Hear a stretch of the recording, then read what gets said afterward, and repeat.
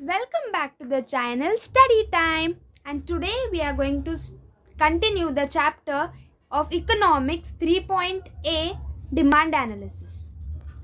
So in the last video we have seen about the introduction, what is demand, about individual demand schedule, individual demand curve, market demand schedule and market demand curve. Okay, so now we are going to go further with reasons justifying downward sloping demand curve are as follows. Okay, मतलब demand curve जो होता है वो downward sloping क्यों होता है.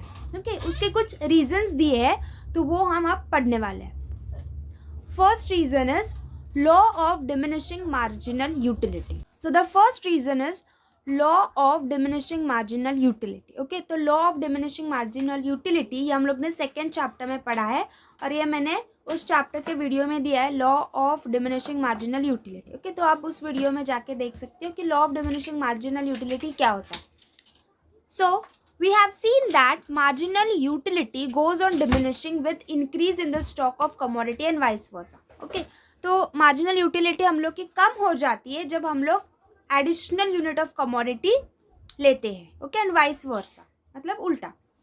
Therefore, as consumer tends to buy more with price falls and vice versa. तो consumer क्या करता है, वो ज़्यादा खरीदता है जब प्राइस कम होता है.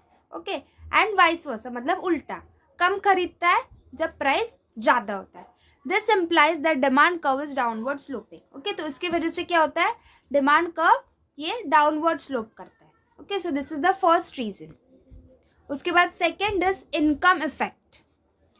In case of normal goods, when price falls, purchasing power, real income of a consumer increases, which enables them to buy more of the commodity. Okay, तो जो normal goods होते हैं जो हम लोग रेगुलरली बाय करते हैं, कि जब भी उसका प्राइस कम हो जाता है तो हम लोग की जो परचेसिंग पावर होती है, यानी जो हम लोग की जो इनकम होती है, ओके, जो हमारी पैसा होता है हमारे पास, वो क्या होता है, कंज्यूमर का बढ़ जाता है. ओके, मतलब अगर प्राइस कम है तो हम लोग उस पर हम लोग का जो खर्चा होता है वो कम हो जाता है. ओके, तो इसके लिए हम लोग क्या करते हैं, हम लोग ज़्यादा बाय करते हैं क्योंकि हम लोग को पता है कि उस पर्टिकुलर कमोडिटी की प्राइस कम है. ओके, तो हम लोग की जो इनकम है उसको हम लोग ज़्यादा खर्च कर सकते हैं. ओके, अगर हम लोग की इनकम कम है तो हम लोग क्या करेंगे, उस पर ज़्यादा खर्चा नहीं करेंगे. तो ये भी क्या होता है, उल्टा जाता है. ओके, जैसे अगर किसी भी चीज़ की प्राइस ज़्यादा है तो हम लोग उस पर खर्चा कम करते हैं, और अगर किसी भी चीज़ की प्राइस कम होती है तो हम लोग उस पर खर्चा ज़्यादा करते हैं. Okay, so this is known as income effect, क्योंकि यहाँ पे भी उल्टा होता है. जब प्राइस ज़्यादा होती है तो हम लोग पैसा कम खर्च करते हैं, और जब प्राइस कम हो जाती है तो हम लोग पैसा ज़्यादा खर्च करते हैं. Okay, so this is called as income effect. Next is substitution effect. Third reason is substitution effect. तो नेक्स्ट रीजन है substitution effect. In case of substitute goods. अभी सब्सटीट्यूट गुड्स क्या होता है, सब्सटीट्यूट गुड मतलब अगर कोई भी चीज़ है, ओके, उसको हम लोग किसी और चीज़ से रिप्लेस कर सकते हैं. ओके, यानी अगर एक चीज़ नहीं मिल रही तो उसके अलावा हम लोग कुछ और ले लेंगे, बट उसकी क्वालिटीज़ फीचर्स सेम होंगे. Okay, for example Maaza and slice. Okay, अगर आप लोग वो देखोगे तो वो सेम होता है. ओके, बहुत सिर्फ प्राइस या फिर थोड़े बहुत चेंजेस होते हैं. या फिर मोबाइल्स के जो ब्रांड्स ले लो, सैमसंग, रेडमी, कौन सा भी आप लोगे तो आपको वो सेम ही यूजेस देगा, फीचर्स भी सेम ही होंगे मोस्टली. ओके, तो वो होता है सब्सटीट्यूट गुड्स. अगर आपको एक नहीं मिला तो आप दूसरे से भी काम चला सकते हो. Okay, so when the price of a commodity rises, the consumer tends to buy more of a substitute and less of that commodity whose price has increase. Okay, मतलब फॉर एग्जाम्पल सपोज अगर हम लोग के पास है Thums up और Pepsi, ये दोनों भी सेम है, कोल्ड ड्रिंक्स है. ओके, तो मतलब उन लोग के जो फीचर्स है वो मोस्ट प्रोबेबली सेम है. ओके, और अगर हम लोग को पता चला कि पेप्सी की जो प्राइस है वो नॉर्मली हम लोग को 40 तक मिल जाती है, बट अभी कुछ तो हो गया और उसका प्राइस 60 हो गया. ओके, और थम्स अप है जो हम लोग को 40 मिनिमम 40 तक मिल जाती है. ओके, तो हम लोग क्या करेंगे, हम लोग पेप्सी लेंगे कि थम्स अप. ओके, वो नेचुरली हम लोग थम्सअप के लिए ही जाएंगे, हम लोग थम्सअप ही बाय करेंगे क्योंकि उसका प्राइस कम है. ओके, उसका और पेप्सी का क्वालिटी सेम है, थम्सअप और पेप्सी का, फिर भी हम लोग थम्सअप ही लेंगे क्योंकि उसका प्राइस कम है. ओके, तो सब्स्टिट्यूशन इफेक्ट भी यही कहता है, जो कंज्यूमर रहते हैं वो जब भी किसी सब्स्टिट्यूट गुड की प्राइस कम हो जाती है तो क्या करते हैं, वो उसका जो सब्स्टिट्यूट गुड रहता है वो बाय करते हैं। ओके, मतलब अगर एक कमोडिटी है, ओके, जिसका प्राइस फॉर एग्जांपल सैमसंग के जो फ़ोन्स है उसका प्राइस ज़्यादा है, ओके, और सैमसंग के भी जो भी फीचर्स है सेम, सब कुछ सेम है, बट उसका ब्रांड अलग है, सपोज रेडमी, ओके, और उसका प्राइस कम है, तो कंज्यूमर क्या करेंगे, सैमसंग का फ़ोन नहीं लेंगे, रेडमी का ही ले लेंगे, क्योंकि उसका सब्स्टिट्यूट है, क्योंकि उसका मतलब फीचर्स वगैरह सेम है। बेस्ट एग्जांपल मैं दूँ तो शुगर एंड जैगरी, ओके, अभी जैगरी से ही शुगर बनता है, तो सब फीचर्स वगैरह सेम है, ओके, सिर्फ हम लोग को दिखता अलग अलग है, काम भी वही करता है, ये भी मतलब चीज़ों को जो भी हम लोग खाना वाना बनाते हैं उसको क्या करता है, मीठा कर देता है, ओके। तो अगर शक्कर की प्राइस ज़्यादा हो गया और गुड़ की प्राइस कम हो गई तो हम लोग क्या खरीदेंगे, गुड़ खरीदेंगे, ओके। शक्कर बोलेंगे ठीक है बहुत महंगा हो गया तो गुड़ से काम चला लेंगे, okay. So that is substitution effect, okay, understood. So this is known as substitution effect. Next is multipurpose uses, okay. Multipurpose uses मतलब कि एक ही चीज़ हम लोग अलग अलग काम के लिए यूज़ कर सकते हैं, ये हम लोग ने चैप्टर नंबर 2 यूटिलिटी में भी देखा है। When a commodity can be used for satisfying several needs, its demand well rises with a fall in price and fall with rise in price. तो अगर एक कमोडिटी है, ओके, उसको हम लोग बहुत यूज़ कर सकते हैं, ओके, अलग अलग कामों के लिए उसका यूज़ कर सकते हैं, तो उसकी डिमांड ज़्यादा हो जाती है जब प्राइस कम हो जाती है, okay.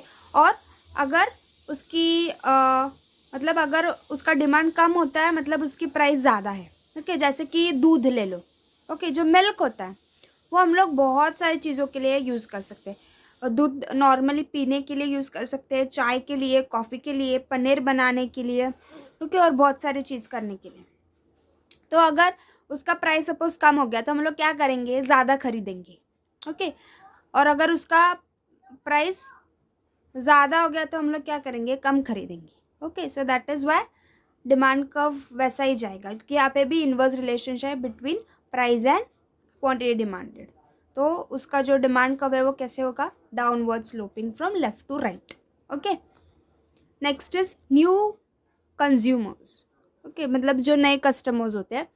When the price of commodity falls a new consumer class appears who can now afford the commodity, okay. अगर किसी भी कमोडिटी का प्राइस कम हो गया तो जो न्यू कंज्यूमर है मार्केट में वो क्या करेगा, वो कमोडिटी ले लेगा, क्योंकि वो कमोडिटी अफोर्ड कर सकता है, ले सकता है, ओके, उसकी बस की बात है कि वो उतना पैसा है कि वो खरीद सकता है, तो वो क्या करेगा, वो कमोडिटी खरीदेगा। Thus total demand for a commodity increases with fall in price. इसके वजह से क्या होता है, जो टोटल डिमांड होता है वो इंक्रीज होता है क्योंकि प्राइस कम हो गया। तो यहाँ पे भी क्या हो गया, डिमांड बढ़ रहा है, प्राइस कम हो रहा है, ओके। डिमांड कम होगा, प्राइस बढ़ेगा, तो यहाँ पे भी क्या है, इन्वर्स रिलेशनशिप। तो यहाँ पे भी क्या आएगा, downward sloping curve, okay. Next is types of demand.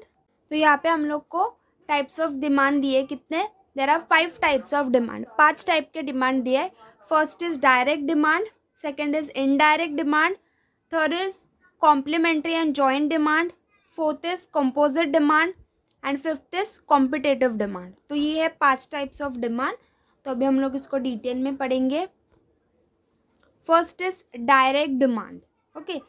It is the demand by the consumer for the goods which satisfy their wants directly, okay. तो डायरेक्ट डिमांड मतलब ये जो कंज्यूमर जब डिमांड करता है किसी भी गुड के लिए, किसी भी कमोडिटी के लिए, तो वो कमोडिटी उन लोग के जो नीड्स है, जो वांट्स है, वो डायरेक्टली सेटिस्फाई कर सकती है, ओके। मतलब उसको लिया और वैसे ही वो आप लोग का जो वांट्स है या फिर नीड है वो सेटिस्फाई कर देगी। They serve direct consumption needs of the consumer, okay. तो वो क्या होता है, आप लोग उसको डायरेक्ट यूज़ कर सकते हो, इसलिए इसे डायरेक्ट डिमांड कह सकते हैं। फॉर एग्जाम्पल क्लोथ्स, ओके, अगर आप लोग ने कपड़ा खरीदा तो आप लोग उसको वैसे ही यूज़ कर सकते हो, ओके। उसके लिए आपको उसको कुछ प्रोसेस नहीं करना पड़ेगा, जैसे लिया है वैसे आप लोग यूज़ कर सकते हो, ओके। या फिर कोई भी fruits and vegetables, okay, fruits and vegetables आप लोग ने मार्केट से लिया, आप लोग उसको डायरेक्टली यूज़ कर सकते हो, कंज्यूम कर सकते हो। Thus it is the demand for the consumer goods. Okay, तो मोस्टली डायरेक्ट डिमांड किसके लिए होता है? Consumer goods.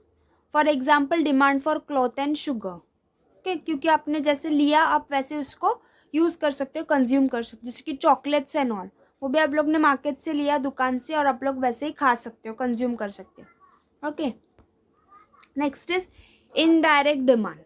Okay, indirect demand is also known as derive demand. Okay, तो इनडायरेक्ट डिमांड को हम लोग क्या बोलते हैं? डिराइव डिमांड भी बोलते हैं. It is refer to demand for the goods which are needed for further production. Okay, तो इनडायरेक्ट गुड्स या फिर इनडायरेक्ट डिमांड क्या होती है? ये डिमांड होती है उस गुड्स के लिए या फिर कमोडिटी के लिए जो आगे जाके प्रोसेस होके हम लोग को यूज़ करने को मिलेगा. ओके, क्योंकि उसका मतलब जो भी चीज़ है उसका फर्दर प्रोडक्शन होगा, बाद में हम लोग यूज़ करेंगे. Okay, it is the demand for producers goods. Okay, तो ये डिमांड क्यों होता है? प्रोड्यूसर्स गुड के लिए. कि मतलब किसी भी चीज़ से कुछ बनाना है, ओके, तो वो जो चीज़ है उसे हम बोलते हैं प्रोड्यूसर गुड्स. उसके बाद उससे ही हम लोग कुछ और बनाएंगे. Hence all factors of production have indirect और डिराइव डिमांड. ओके, इसके लिए जो भी फैक्टर्स ऑफ प्रोडक्शन होते हैं उसे हम क्या बोलते हैं? इनडायरेक्ट और डिराइव डिमांड. क्योंकि वो हम लोग डायरेक्टली यूज़ नहीं कर सकते, कि उसको प्रोसेस करना पड़ता है, बाद में हम लोग यूज़ कर सकते हैं. जैसे कि हम लोग ने अगर लिया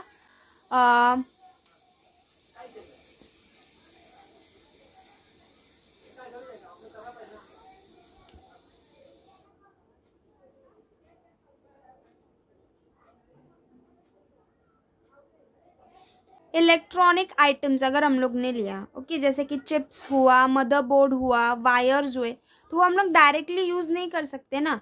अगर मदरबोर्ड है तो हम लोग को, और जो वायर्स जैसे हम लोग उसे हम लोग को कंप्यूटर में फिक्स करना पड़ेगा. मदरबोर्ड को सीपीयू में मतलब अच्छे से रखना पड़ेगा, उसको जॉइन करना पड़ेगा, बाद में हम लोग उसे यूज़ कर सकते हैं.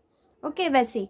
सो for example demand for workers in the sugar factories derive और इनडायरेक्ट डिमांड. ओके, अगर शुगर फैक्ट्रीज में कोई लेबर काम कर रहा है, ओके, तो वो हम लोग का क्या हो गया?